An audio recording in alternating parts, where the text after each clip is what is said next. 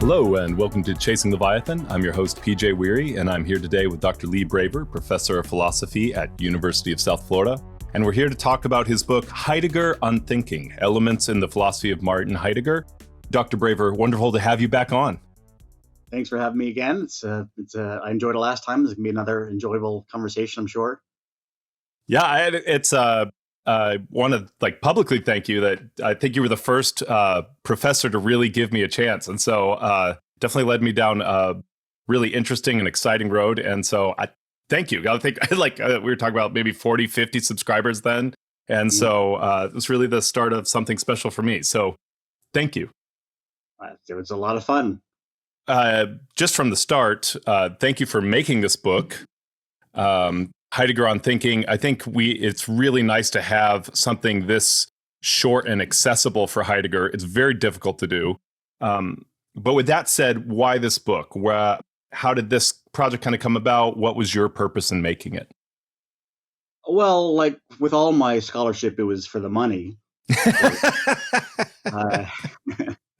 This is a series with Cambridge. They're having a whole lot of elements, and there's one of the series is on Heidegger, and Dal Dahlstrom is one of the co-editors, and he asked me to write it. So that was the origin of it. But I've, as I say in the book, every philosopher thinks about thinking to some degree. We're a very reflective discipline.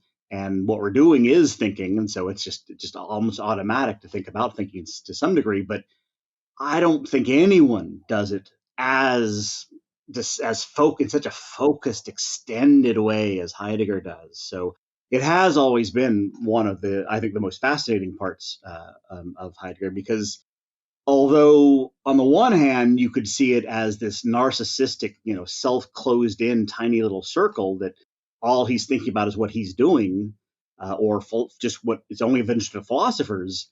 For him, thinking is, it's a cosmological event. It's something that's really taking place, and it's of greater importance than just about anything else could be, really. So it's a really fascinating topic. And so kind of start off, because I believe he has you're working a lot off his essay, What is Called Thinking? Can you give us kind of an orientation of what is thinking according to Heidegger? Well, no pressure. You have to write a book to answer that question. Yeah. So one of the things that I do in the book is as I go through the evolution of his views on thinking, because I think it does change. Heidegger is well known for having an evolution of views, most primarily this big change in the late 20s, early 30s, that's sometimes called Die Kehre, or the turn, and we talk about early Heidegger and later Heidegger. But even in later Heidegger, he keeps changing and evolving. So there isn't any single definition of it. But he's certainly, as philosophers have always made it a defining feature of what we are. We are the zoon ekon logikon, the animal with logos, which can be language, but also can be reason. And Descartes, we're the thinking thing. This has always been one of the ways to define humanity. So what you think of it is also, to some degree, for a philosopher, what you think we are. And so it's very important for him, as he loves questioning the most fundamental presupposition that we have, engaging with the history of philosophy. He's going to go at the traditional views of thinking.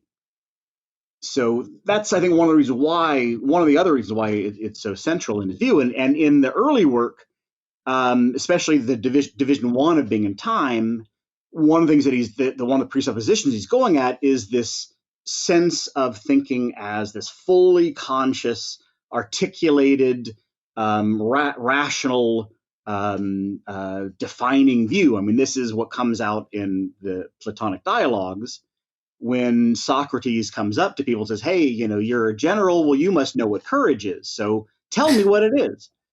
And the general has never thought about it, so he comes hems and haws, and well, I guess this is no, but there's a problem there. Ha ha, you don't know what it is, and then when the general can't do it, the conclusion is, well, you lack the knowledge. You actually didn't know what it was. And so the definition of thought and knowledge in that case is having this internally consistent, articulated, rationally defensible against Socrates view, this theory, this definition. And that's what he's going at against in Division 1 with this much more tacit know-how of knowing how to hammer and knowing how to walk and things that we really couldn't articulate fully, and yet they pervade every minute of our lives. And he builds up from that to a knowing how to exist, even knowing how to make our way around the world, knowing how to be a person. And then the weird thing is, I'll just about to stop, just stop with that early.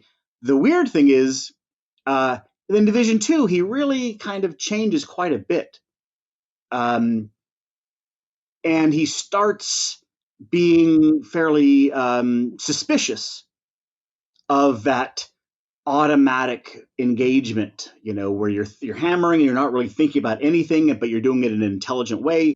That's a paradigm of intelligence, of thinking, what Dreyfus called skillful coping in Division 1.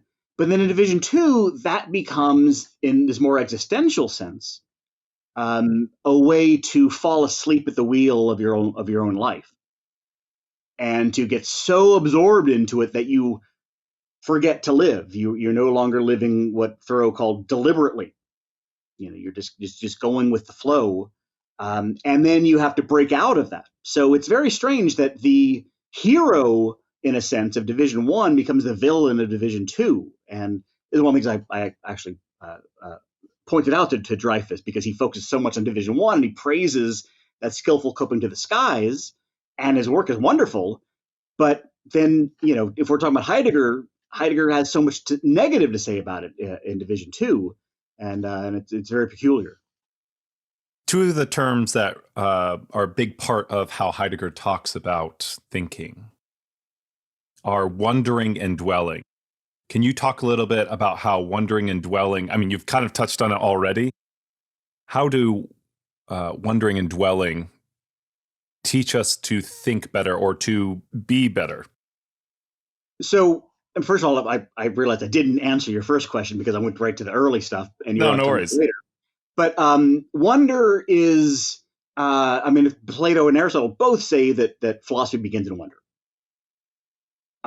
And I think for Heidegger, philosophy ends in wonder, in the sense that it is its goal, it is its telos. That's the point of philosophy, is to instill wonder in us, because by and large we just take things for granted. The motto of phenomenology, the philosophy in which he was raised and trained, I think it'd be just pay attention, wake up, look around. There's amazing stuff, and you're only skating along the surface of your attention. There's so much more detail if you just pay attention. And wonder is something that breaks us out of the purely practical, pragmatic engagement of just taking care of business. In one of the use of care in being in time. We just get so distracted by all the tasks that we have to do. And even when we're not doing tasks, then we look for distractions. And wonder is something that can bring that to a halt, very similar to the way anxiety and thinking about death and called conscious do in Division 2 of being in time. And then bring to our attention what we have been taking for granted. So he has this claim. He's always talking about how we have this forgetfulness of being, and that being withdraws in favor of beings. So if we apply that to thinking, which is very interrelated to that, we are focused on our thoughts. I'm thinking about this cup. I'm thinking about the interview. I'm thinking about this, that, the other. And that's what my attention is on. And of course it is. That's what I'm thinking about. But by thinking about what I'm thinking about, I bypass and go straight past the thinking that's thinking about what I'm thinking about.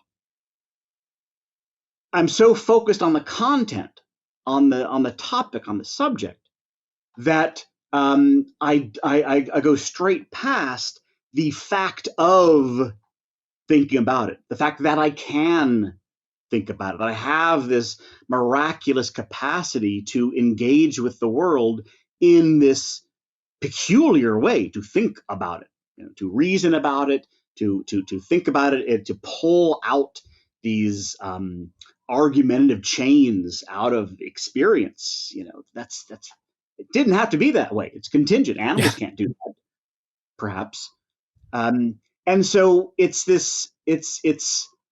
little bit like phenomenological epoche, but it's a way of wonder, is a way of changing our focus, like when you kind of cross your eyes and you change where your focus is from the things that we're thinking about to the fact of thinking.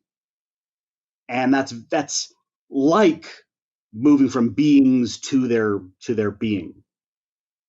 And doing that, wonder initiates that, but then that leads in this wonderful self reinforcing circle.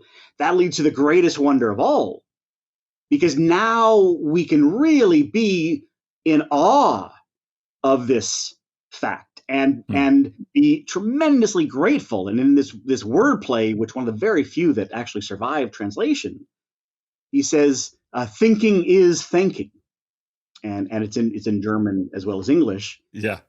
Because the thing that we should be most grateful for is the fact that we are capable of gratitude, that we have the capacity to have this feeling and this experience. And the way to be grateful to it, there's nothing to be grateful to.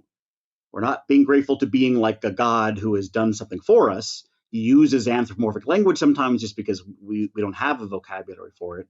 But it's very, very important. He says being is not any kind of being, including a god. But we have this capacity, and the way to be grateful to it is to use it, is to celebrate it, is to relish it.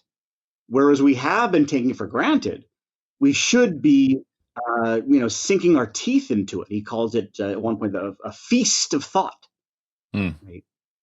Where there's food for thought, where we have a lot, but it's also a celebration. It's just, and so thinking as much as we can, as well as we can, with as much excellence as we can, in a kind of Aristotelian sense, that is our gratitude.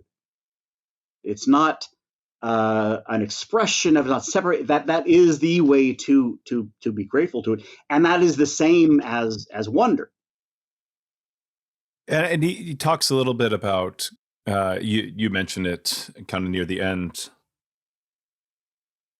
that we have to confront the abyss without and I don't know if you use the word courage, but that kind of there is this feel about that wonder and awe are the answer to the abyss and nihilism. That if philosophy is doing what it shouldn't end in it should end in wonder, and that's really a question of courage. Is that a good reading of that? Am I tracking with you there? Yeah, I think that's definitely involved. I mean, and that goes back a little bit to what I was just saying about there not being a being. So we're always looking for. So in being in time, I mean, the language you're using is much more overtly appropriate to being in time, but there is something like that still in the later work. In being in time, what we need to kind of face up to, one thing we need to face up to, is that there's no kind of special task laid out for us. There's no quest waiting at the inn for us that will bring us meaning and fulfillment, and then there'll be this climactic Wagnerian entrance into Valhalla. And no, that's just not the way that life works. And in the later work, there's also a deflationary moment which is that the kind of the limitations of explanation. Right? So, for example, in What is Metaphysics, he ends this essay with the question from Leibniz: why is there anything rather than nothing? And nothing's a whole lot simpler. Seems like purely logically, it makes a lot more sense for there to be nothing existing, but instead we have a lot of stuff. Why? And Heidegger argues, well, look, no answer could answer that. Nothing could possibly answer that, because anything you point to, well, this is why, that's why God created it, the Big Bang, that's another thing that exists. And so you're not actually accounting for all that exists. You're just pointing to something else that stands in need of explanation. And all you're doing is kind of pushing this regress of explanation back one step that then needs another step, and you can't get out of that infinite regress by any explanation, because whatever you point to will then stand in need of the same explanation. It's turtles all the way down. Turtles all the way down, right? But for Heidegger, if you are trying to explain it, you've misunderstood the nature of the question. Because the question is unanswerable in principle, then we need to change our whole orientation to what it means to ask this question. Because it can't be like other questions where we just get an answer. It can't. So it has to function some other way if it's not to be nonsense. And for him, the way that it functions is precisely to instill us with awe and wonder at the fact that there is anything. What the question does is it makes us conceive of the possibility that there could be nothing at all. It could be. And conceiving of that possibility really enables us to then experience the fact of everything, the fact of everything, the existence, the presence of the world to us. We're not getting an answer; we're getting a transformation in our attunement, in our attitude, in our thinking, in the way that we relate to the world. That's the response, not the answer. But that, for traditional ways of thinking, that's terrifying. This is where I'm getting to courage. Yeah. He says, right next, he says at one point something along the lines of, a little bitty nudge transforms awe into terror. You know, they're Gestalt switch. You can see the same structure as terrifying, because there can be no explanation for why everything is. There can be no fundamental ground beneath our feet. It's an abyss. It's an Abgrund, a groundlessness. Because these ultimate questions, and really, Kant already showed all this, that we don't get the unconditioned final step in our looking for explanations. These are not available to us. This is a sort of a philosophical, theoretical version of Nietzsche's Death of God. We don't get those answers, and we crave them.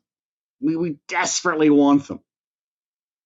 Giving them up takes courage. But the reward is this completely different way of relating to the world, this different experience. Because although having an explanation for the world is comforting intellectually, having a benevolent deity is comforting morally, it actually dispels the possibility for wonder. Once we get an answer to the question's done, and there's nothing else to think about. It's deflated like the Macy's Day balloon afterwards. There's nothing more to do with it. You're done. And that's what Plato and Aristotle said about wonder in questions too. We start with them, but then we solve the problem. We answer the question, and that's better. And that's the part that Heidegger disagrees with. Instead, the unanswerable question is one that can continue provoking, continue making us think and make us think new thoughts. And that's what the history of philosophy is, just new answers to these questions. And he says, and the idea that God created the universe, just go a very common answer to the question, why is there anything? Well, that's not wondrous, right? That's obvious. What does a creator God do but create? That's, Tuesday morning's inbox. That just dispels all of the excitement over it. But the world just existing for no reason, us coming about without any guidance or creator, that is a miracle. That's a miracle that can only be done by a dead God. Miracles can't be done by an actual God, because an actual God is omnipotent, and doing miracles is nothing. That's not miraculous for a God to do miracles. Only the dead God can do miracles. Only the absence of God can render the creation miraculous. And so we get wonder because there's no answer, because there's no source or cause.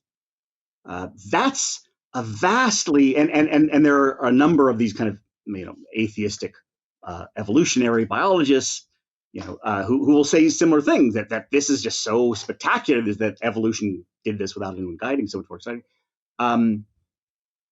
And so that's, again, the wonder that starts and then massively increases. But you have to change the whole way you think about thinking. And so part of that is focusing on our finitude. That there are no answers. There is no certainty, because even if we could have access, which we don't, to everything, we could not contain everything, because it's just not possible. And this is why I think in Being in Time, and it's not revolutionary to say this, that's why he focuses on death so much, because the ultimate limiter is death. So I want to make sure that I'm tracking with you. I want to know if this is a good example for our audience. Part of the reason what I was doing with Chasing Leviathan, like that whole image, is from Job 28, that the Leviathan cannot be caught, right? We can only chase, we cannot catch it. Mm-hmm. And underlying that too, I've always been fascinated by continental shelves. I don't know if you're familiar with continental shelves. So the tectonic plates that we are on as continents, they stop and they drop off. It's where the water goes from being there's sunlight, and then generally there's a drop, and when you look out over the drop, it's just pure it's pure black, and we don't know what's swimming down there, right? Oh. And so a big moment for me was sometimes working through philosophy. It really feels like that, right? Like there's just who knows what's swimming down there. And to look at that, instead of looking at that with fear, looking at it with awe and wonder. Is that in some ways, because there is that lack of knowledge, it's almost exactly what we're talking about. But do you think that's a good example of what we're talking about? Well, it's a good image. I mean, the disanalogy is that in principle, once we get better technology, we can find out. Right. Yes, right, that's now, true. They say we know more about outer space than we do the bottom of our own oceans. Yes. So right now that works well, but but it's very important for Heidegger. I mean, Heidegger says we're finite, and being is finite, right? Because being is only in relation to us. Scholars disagree with that. I very much believe that. And so these are questions that can't be answered. Right. That's very important for Heidegger. It's not a matter of we haven't thought hard enough or we haven't gotten a smart enough genius yet. It's built into the structure of the question that it can't be answered. But it's also important. I mean, he says that it has. Yeah, I'm working on this notion of polysemy now, the meaning more than one thing at once. And for him, we need to look at these kinds of questions, like why is there anything rather than nothing, and we need to read it two different ways at once. Mm. This is very similar to what Kant's distinction between regulative and constitutive ideals. Kant said, the mind is the concepts of the understanding are made up in such a way that they perpetuate themselves, and you'll never get to the outermost part of space. That's part of intuition. The first moment, you'll never get to the first cause, because there's what caused that, and so they perpetuate themselves, and therefore you'll never get to the end of them. And reason pushes us to try to get the whole thing, to get the whole. And if we think we can get to the end, then we've misunderstood the nature of the mind, and if we take it as a constitutive ideal that we actually get there, then we're going to go into bad metaphysics. But that doesn't mean we shouldn't try. We should say, oh, well, it's possible, then forget it. If we take it as a regulative ideal, I want to get to the very first instant of time. But we know we can't get there. But we still try. Then that's what fuels cosmology to get closer and closer and closer, and then getting these tiny, tiny fractions of a second after the Big Bang, and they just keep going because they're trying to get to the first second. But Kant says they should do that while still knowing they can't. Well, that's the way that we should treat these questions, Heidegger thinks. He doesn't use Kant's distinction, but I think it's that. Yeah. We can't just say, oh, there's no answer, then, screw it. Because trying to answer it is the thinking, is the way to engage with the world in this way. I mean, it does provoke us to ask these questions. So as long as we realize that none of them will fully answer it, finally answer, completely answer it, then pursuing the answers is a fantastic thing to do. Right? And it's a way to make the fact that there is anything more. We're taking the reality of things and we're reflecting it in thought, so that we're adding another dimension to reality. There's spatial dimensions or temporal dimensions. Well, now there's a conceptual dimension, that the world is the way it is, and it is the way it is in thought. Mm. It is the way it is, as lit up with light. It is the way it is in space. It is the way it is in thought. And this casting it into the medium of thinking, for Heidegger, like I think for Hegel also, is a cosmological event. Hmm. It's not that we're here and the world is here and we just have representations of it. We're part of reality, and we are, reality's way of coming to know itself. We are reality's sensory organs, reality's mind, in the way that it can now come to perceive itself conceptually. And so when we ask, why is there anything rather than nothing? We are, in a sense, creating everything in this realm, in this medium.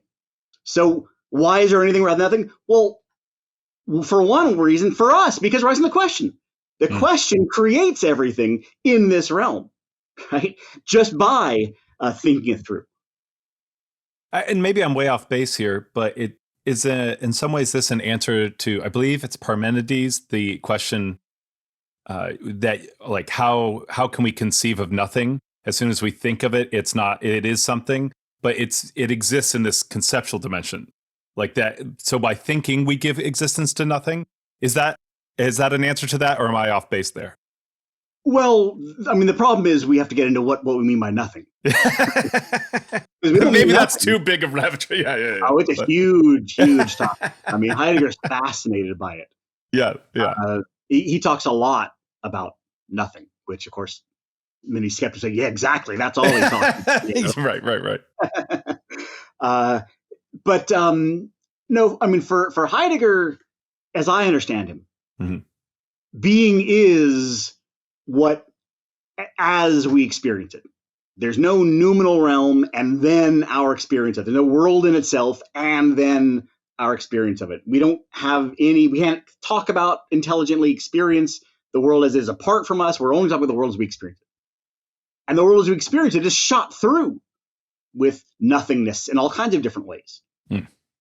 So to say, well, nothing can't exist is a massive prejudice. It's a massive prejudging of what can exist. Where do you get that from?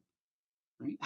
What are you basing that on? It's just this leaping into an assumption of what can and what can't exist.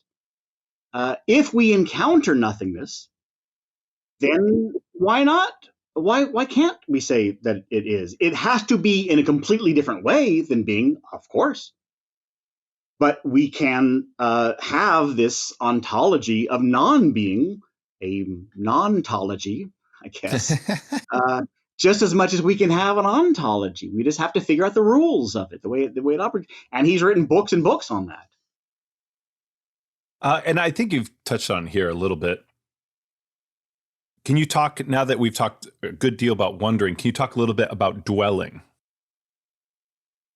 Dwelling's harder. I think dwelling is kind of his later, the heir to the early notion of being in the world. So in the early work, there's definitely an existential thread to it. How existential it is a big debate. People argue about that, but there's definitely some of it. And one of the things he thinks that we need to confront courageously is the idea that there is no home on Earth. We were thrown here. We just happened to be. We just occurred, and there's no place provided for us. And that's what can lead to nihilism, this sense that there's just no reason for us to be here. There's no purpose. And so, what's the point? There's no meaning to anything. That can lead to nihilism. He doesn't want that conclusion, but he very much accepts the premise. In the later work, one thing that's so fascinating about the later work is that he takes those ideas from the early work and he very subtly inverts them. So thrownness in being time means we just happened. There's nothing special for us to do here. Anything you do is you have to give it the meaning that it has. Unlike philosophers who always said, well, this, what it means to be human is to pray to God. What it means to be human is to think. What it means to be human is to be a citizen. No, there's nothing like that. In the later work, in Letter on Humanism, for example, is very important. Later work, he says, we are thrown from being into this caring for being. So he changes the notion of thrownness from just happening into exactly the opposite. There is something for us to do, special, an ergon, a distinctive function or distinctive activity in Aristotle's sense that makes us us. And what is it? It's thinking being. We're the only ones who can think. As far as we know, in the whole universe, nothing else has consciousness, has awareness. But when we become aware of the universe, like I said, this brings everything into the light. Everywhere else it's dark. Everywhere else is silent. Here, this one little corner is awareness, is the universe become aware of itself. And the fact that we are able to respond to the world in this way gives us a responsibility. Nice little wordplay for him. We have this kind of obligation, an quasi-ethical obligation to attend to the world by paying it attention, to bring things into experience, to think them through, to experience language as much as possible. That's what the poets do. They are aware that they're using words, whereas most of us just take them for granted, don't pay attention to it, are aware that we're thinking. That's what the philosophers do, and they think as well as possible.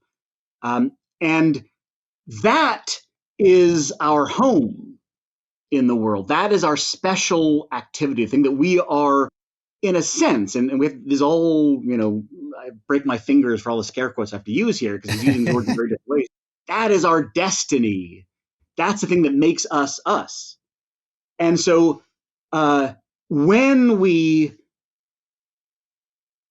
fulfill this activity with excellence, again, I think there's tons of Aristotle in Heidegger, then we're dwelling. Then we have a home in this world. We are at home. He says in the early work he uses the term unheimlich, which means not being at home. It translates as uncanny, weird. I think the word should be unsettled because it means not unheim is not at home. Right? So I think unsettling is the best one. No one else has picked that up. And he says, well, we realize that we just aren't at home. We have an essential not at homeness. In the later work, he talks about contemporary homelessness, that we today don't feel at home, but not essentially. Essentially, we have a home here. When we realize this very hard to conceptualize relationship with being, that we are the ones bring it to appearance, and that's what we are, not what we do. It's what we are. We need a whole other ontology to talk about that. Then we see the meaning of our lives. Then we see our lives as meaningful, and that's how I think we overcome nihilism. And that I think is dwelling. But the last I'll say, he also says in Building Dwelling Thinking, this essay where he really talks a lot about that we dwell with things. So it's not just this, sitting on a field dropping acid and being. It's always about attending to individual things, individual experiences. And I think there's this strong farming analogy. He loves peasant farmers and things like that, where just like, a farmer will plant a seed and they'll water it and they'll fertilize it and they'll care for it. And under that care, hopefully it will blossom and become what it should be, become what it is. Everything around us is like that under our attention. So anything you point to, one of the things I often do in my phenomenology class, the first day I'll bring an apple in the class and I'll set it down and say, hey, take it out a sheet of paper, describe this. And then, okay, nope, that's no good. Try again, look harder, look deeper. Don't use the word apple, don't use the word thing. We do it 3 or 4 times, and finally they start seeing it's not red. We have this picture of the red apple like this from the A for apple picture in kindergarten. And that's what we see. We map that onto the thing in real life. But when we get past that, we see all the flecks of gold and the dots of black and the misshapenness and all of those details. And what's happening there is that we're watering and putting water and light and fertilizer on the experience. We are tending it, and it's blossoming. And that's our role, so to speak, in reality. And that's how we're increasing the being of beings. And I think I had a couple questions I was going to ask, but I'm going to go out of order here because one of the final concluding remarks you make is that thinking is a craft. And I think you're quoting Heidegger there. Yeah. So talk to us a little bit about how we can think better if we realize that thinking is a craft. I mean, that seems to dovetail nicely with what you're just talking about. I think that's a great quote from him. I love that quote. And one of the things that it means, I think it means a number of things. I mean, for one thing, of course, it's at the same time as he's so expansive and amazing, he's also very quotidian. I mean, he's very mundane in many ways. I mean, I remember hearing this interview of the guy who made the biopic of Johnny Cash a while ago. And he said, is there anything you want me to know at the end of this long interview? Is anything you want me to know about it? He said, yeah, this is how you pick up a guitar. And he just picks it up and, does it. It's like this, it's a tool. It's, you use it. You don't, nothing pretentious about it. And for instance, in the original work of art, this very important later essay. What he does is he's searching for a way to talk about artworks because they're a very distinctive kind of entity. They're not like anything else. For one thing, they're perfect examples of what I was just talking about, of blooming when we pay attention to them. When you pay attention to a painting, you stand there in the museum. If you're patient, it will change, and you'll see all these details and just come pouring out. And therefore, it's a bad description to talk about it as a thing that's inert and sitting there. No, it is an event. It's happening to you. It's expanding and swirling and changing. But what's fascinating is the first third or so of the essay is his trying, apparently earnestly, to apply traditional categories to it, and in particular to the categories from Bing and Time, his own category, and failing. And everyone says, oh, well, it must be this kind of entity. It's a tool, and he tries it, and it falls apart. No, I can't do it that way. Well, maybe a thing. No. Right. And then he looks at a work of art, and it just pours forth all these ontological new terms and categories. And so he's literally understanding it in its own terms. But what I love about this is that the vast majority of philosophical writing is you get the finished, polished product that a person has rewritten and polished until it just shines. But you don't see any of that preparatory work. You just see the end result. And it's like, Aphrodite coming out of Zeus's head just fully formed. And that's what you think when you're in grad school. That's what these people do. My God, they're so brilliant. They just open their heads and pour it out. And Heidegger in that essay is showing his process. He's taking us back into the workshop, not just in the gallery where he's got the finished works. He's taking them in the workshop and look, here's all the crap that I went through. Here are the wood shavings on the ground. Here's the bad version, and I had to go through all that to get to the conclusion. Right? It was this dialogue with reality. And so I think that that's one aspect of what it means to be craft, is that it's work. And you have to stick with it. And he says this wonderful description. He talks about a woodworker. And he says the woodworker, this is now in a different, this is from What is Called Thinking. He says a woodworker doesn't impose his or her will onto the wood. If you start off, I'm going to make this, I'm going to put it on the wood, and I don't care, right? Then it's going to be inferior, could break someone. A great woodworker looks at the wood and sees what kind of wood it is, what properties it has, even individual features, the grain of it, the bores, the whirs, all the aspects of it, and then adapts what they want to make to it. And it's a cooperation rather than a making or imposing on it. And that's how thinking needs to be, right?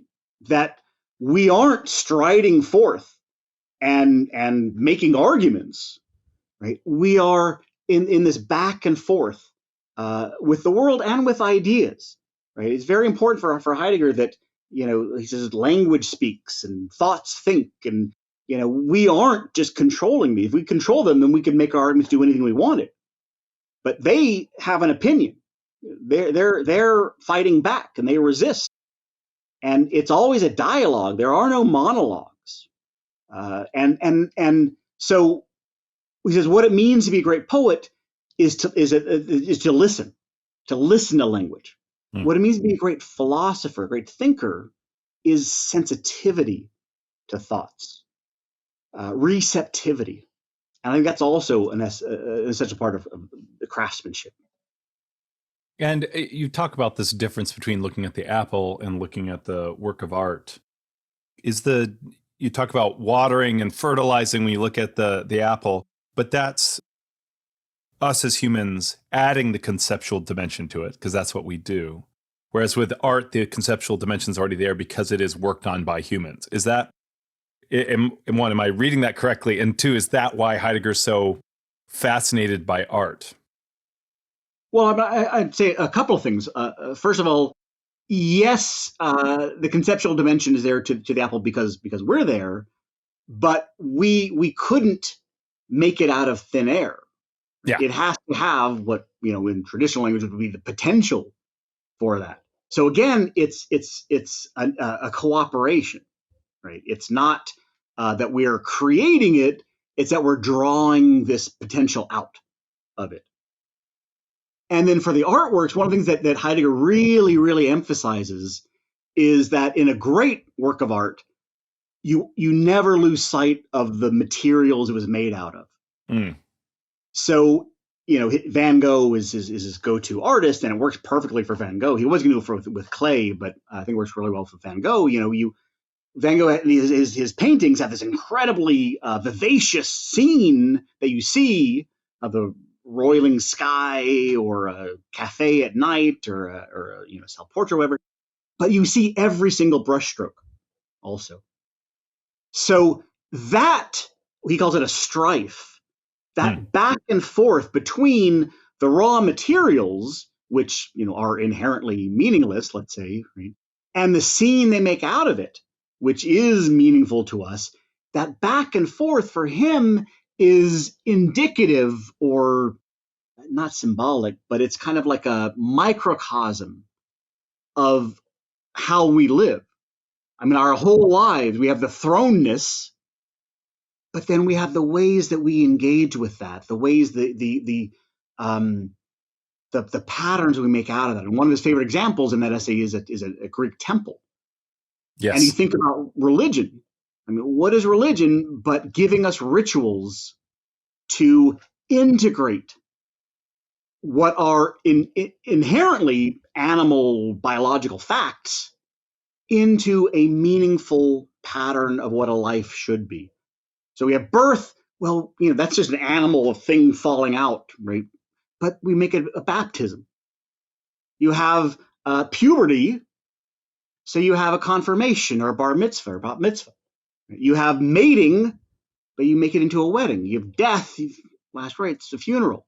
So these are ways that the religion is an example of life being this strife, just like the paint scene is this strife, right? Where we have the biological events, and then we have the way that we weave it into a pattern that allows us to be at home in the world. And forgive me for, I would like to ask like a follow-up application question kind of at the end. And I want to make sure that I'm being respectful of your time. But I do have to ask, it is like an introductory Heideggerian text, right? So you end in your conclusion, thinking is changing. So at the end here, what is the soundbite Heidegger's thinking? Because you have this idea like at the end, and you underline it and you capitalize it.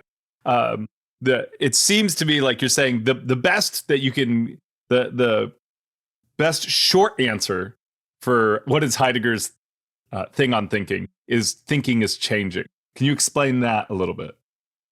Well, I mean, throughout I have in a lot of thinking is X, and they're underlined. So that wasn't the only one, right? But it was a very important one, and it's a way. It's talking about his thinking, how his thinking changed, but it goes back to this point of thinking being sensitive to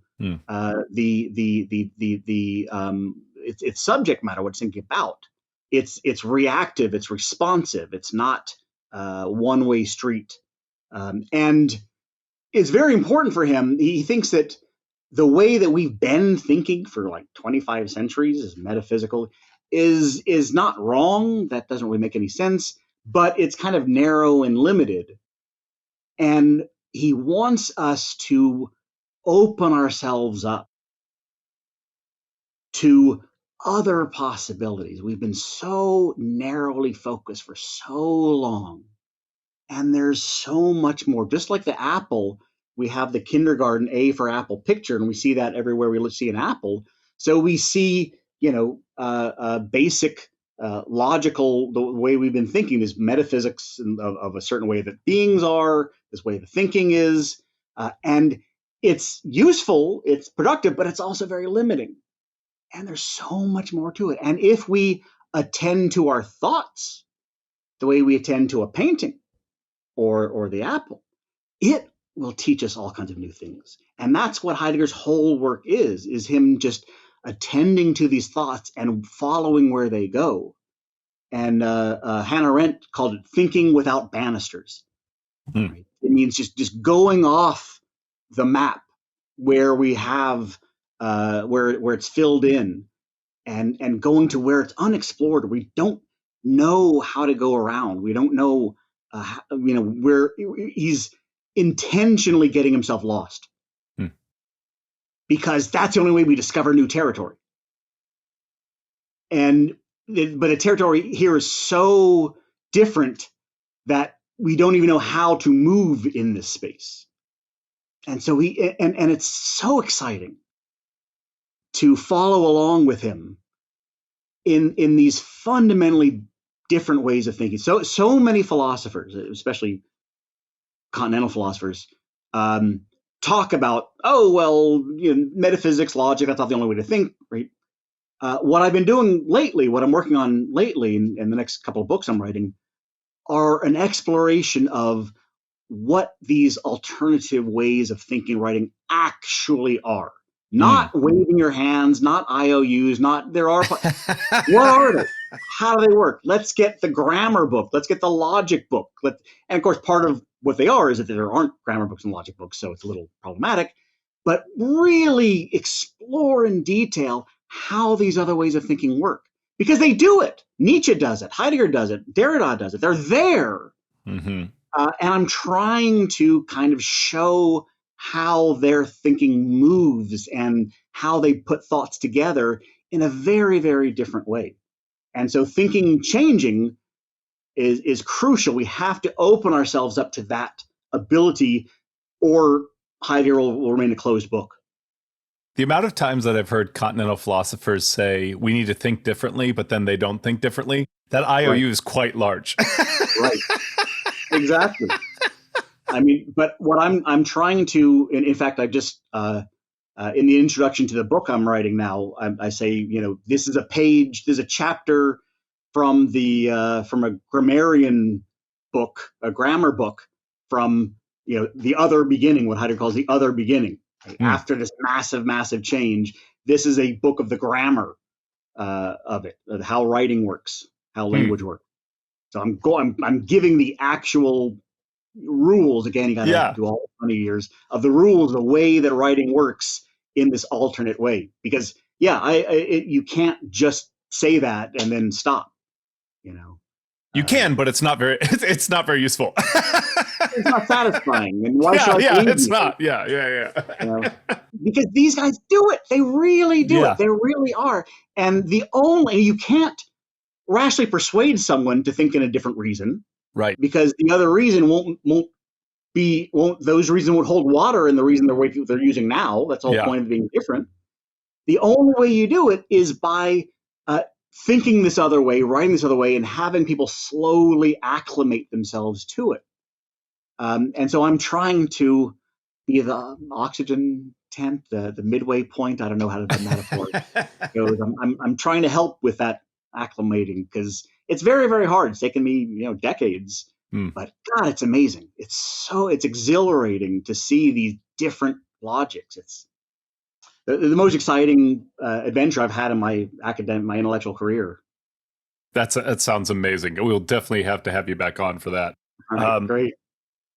So I want to be respectful of your time, but if you don't mind, just as a final question, what is something you, after listening to all this, you would recommend to our audience to either do or to kind of meditate on for the next week after hearing this episode?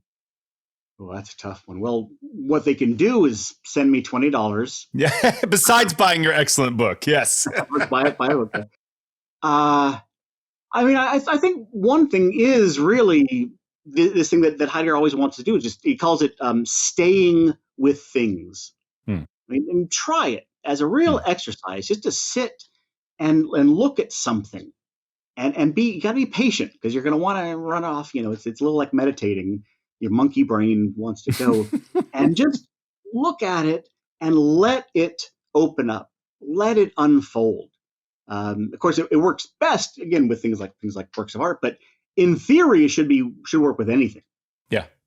See how it goes. See what happens. I don't do it very much. I gotta, it's time consuming, but it really is an incredible experience. And then the idea is take that attitude, that practice, and apply it to philosophy. And to life, I guess. Yeah, Dr. Braver, tremendous joy talking to you today. Thank you so much. That was fun as always.